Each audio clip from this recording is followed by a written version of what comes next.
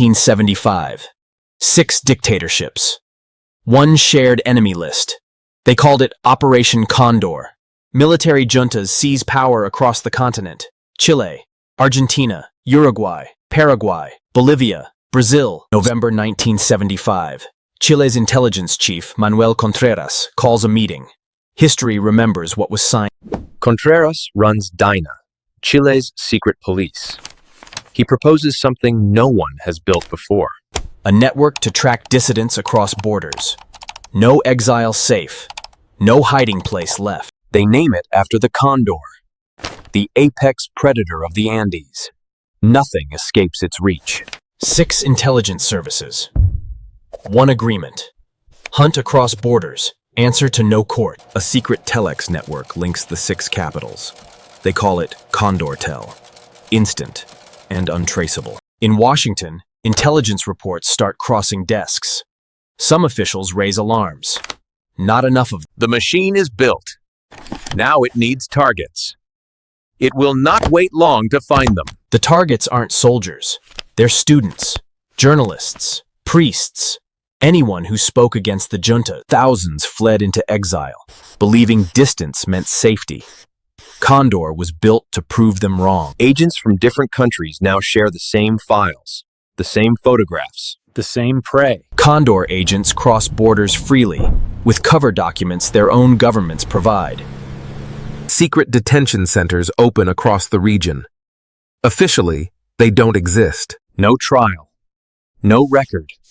A person is simply gone, and no government admits to knowing why. A new word enters the language of an entire continent. Desaparecido. The disappeared. Mothers stand outside police stations for years, holding photographs no one will look at. Historians later estimate tens of thousands killed and hundreds of thousands imprisoned across the Condor states. By 1976, the network is no longer an idea. It's a fully operating machine of terror. Then comes talk of Phase 3. Assassinations, not just in South America, but in Europe, in the United States. Until now, Condor killed within its own borders. That line is about to break. September 1973. Chile's elected government falls in a coup. General Augusto Pinochet takes power. Santiago's national stadium becomes a detention camp. Thousands pass through its gates. DINA becomes Pinochet's weapon. And soon, Condor's founding hand. General Carlos Prats, Pinochet's rival, lives in exile in Buenos Aires. He believes he's safe. September 1974.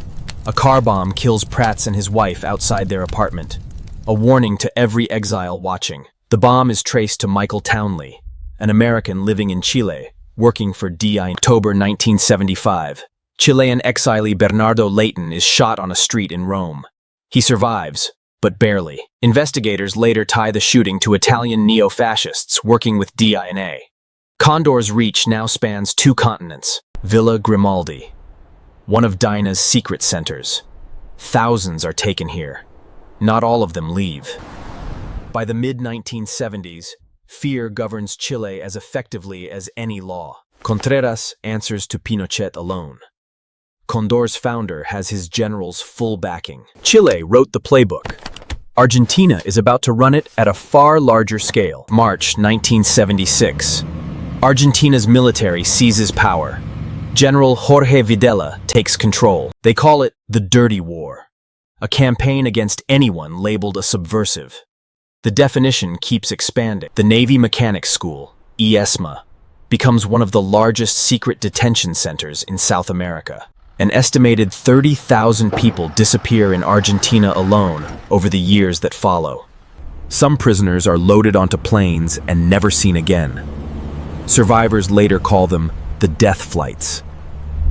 Without bodies, there is no crime to answer for. That was the intent from the start.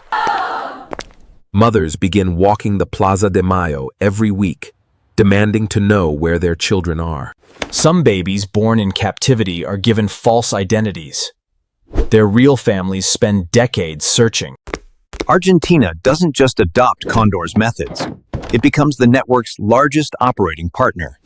A Buenos Aires garage, Automotores Orleti, becomes a joint Condor detention site. Agents from multiple countries work inside. Exiles from Uruguay, Paraguay, and Chile are held there too. Condor doesn't respect nationality.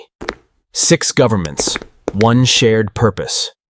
Cooperation on a scale never seen in the region before. An entire generation of students, organizers, and writers is erased from Argentina's public life. But Condor isn't finished at home. Its next targets live an ocean away. Orlando Letelier, Chile's former foreign minister, now living in exile in Washington, D.C. From exile, he becomes Pinochet's most effective critic. Condor takes notice. Chile revokes his citizenship. It's a signal. He has been marked. DINA sends Michael Townley to Washington. His orders come directly from Contreras. Townley recruits help from anti-Castro Cuban exiles already living in the United States. September 21st, 1976. A device is planted beneath Letelier's car on Sheridan Circle. The bomb detonates in broad daylight, blocks from Washington's Embassy Row. Letelier is killed instantly. His American colleague, Ronnie Moffett, dies with him. For the first time, Condor has killed on American soil, in the capital of the United States itself. The FBI investigation, codenamed Operation Tyrannicide, works for years to trace the bomb back to Chile. Extradited and pressured, Townley eventually confesses. The trail leads straight back to DINA. U.S. prosecutors name Manuel Contreras himself as having ordered the killing. Chile refuses to extradite him. Justice, for now, stops at the border. Washington finally understands what the cables warned about. Condor doesn't stop at any border. Uruguay's military government joins Condor early. Its intelligence service, SID, hunts exiles abroad. Uruguayan exiles hiding in Buenos Aires are tracked down and handed over by their hosts. Paraguay's Alfredo Stroessner, already the region's longest ruling dictator, becomes one of Condor's most committed members. Paraguay's police keep meticulous records. Every arrest, every transfer, logged and filed. Bolivia cycles through coups of its own, but its intelligence services stay plugged into the network throughout. Brazil's military government, ruling since 1964, contributes intelligence and infrastructure, if more quietly than the rest. Coordinated operations strike exiles in multiple countries within the same week. No coincidence. By design. Chile stages a cover story, Operation Colombo, claiming disappeared activists died in foreign infighting. It's a lie built to close the file. Sympathetic newspapers across the continent print the story without asking a single hard question. Condor states even misuse Interpol, filing false alerts to have exiles detained or deported into their hands. France, Italy, and Spain quietly warn their own intelligence services. Condor's reach may already be inside their borders. 6 different flags. The same methods, repeated over and over, almost identical every time. By the end of the 1970s, the human cost across the network is already staggering. A web this large cannot stay hidden forever. Pieces of it are already reaching Washington. U.S. diplomats in South America start sending detailed warnings about Condor back to Washington. One cable from the U.S. ambassador in Paraguay describes plans for assassinations reaching as far as Europe and America. Secretary of State Henry Kissinger's office receives detailed warnings. Declassified records later confirm it. According to those same records, a planned warning to the juntas is toned down before it's ever delivered. Anti-communism dominates the era's foreign policy. Allied dictators are tolerated in the name of a larger fight. Declassified files confirm past contact between American intelligence and Chile's DINA, years before the Letelier bombing. After the Washington bombing, congressional committees begin demanding real answers. Earlier Senate investigations into covert operations abroad now cast a long shadow over every new revelation. By 1977, a new administration begins tying aid to human rights records. Pressure on the juntas slowly rises. For thousands already gone, The shift in tone changes nothing. It takes until the 1990s and 2000s for the full extent of what Washington knew to reach the public record. Awareness was not the same as action. That gap would haunt the historical record for decades. By the early 1980s, cracks appear between the member states. Trust between spies has limits. Global outrage grows louder. Embassies face protests. Trade partners ask harder questions. In 1982, Argentina's junta gambles on a war with Britain over the Falkland Islands. It loses badly. Military defeat shatters the junta's authority. For the first time, the streets push back. One by one, the dictatorships begin negotiating their own exits. Elections are scheduled. Power starts shifting. As power slips away, officers scramble to destroy or hide the evidence of what they built. Before stepping down, several juntas push through amnesty laws, shielding themselves from prosecution. By 1983, the formal network is largely dissolved. Its architects assume its secrets die with it. One by one, civilian governments return across the region. The dictatorships end hopeless, but the questions don't. Tens of thousands of families are still owed. Answers no government has yet provided. December 1992. A tip leads investigators to a police station in Lambaré, Paraguay. Behind a locked door, they find something no one expected still existed. Human rights lawyer Martín Almada, once tortured under Stroessner's regime, helps uncover the room himself. Tons of documents. Names, photographs, transfer orders, spanning nearly 2 decades of operations. The world comes to know them as the Archives of Terror. Proof, finally, in writing. For the first time, the coordination between 6 countries is confirmed by their own paperwork. Families searching for decades finally find their loved ones' names attached to a date, a location, an answer.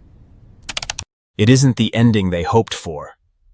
But after so many years of silence, it is finally something. Similar archives are uncovered in Chile, Argentina, and Brazil in the years that follow.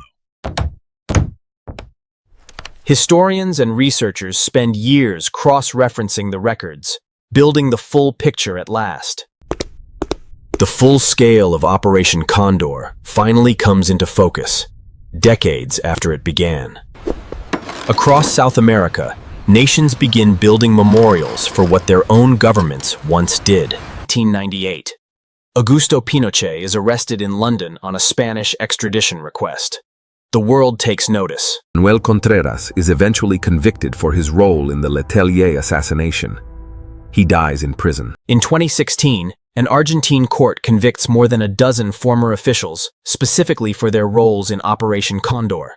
Survivors, some testifying for the first time, finally speak their stories into the official record. Historians settle on a staggering toll. Tens of thousands killed, hundreds of thousands detained or tortured.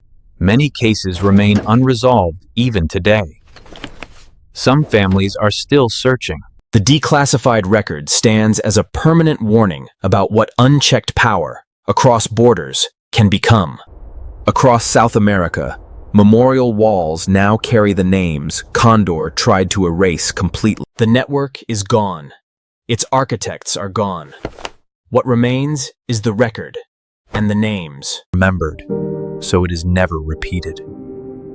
That is the only justice history can still deliver.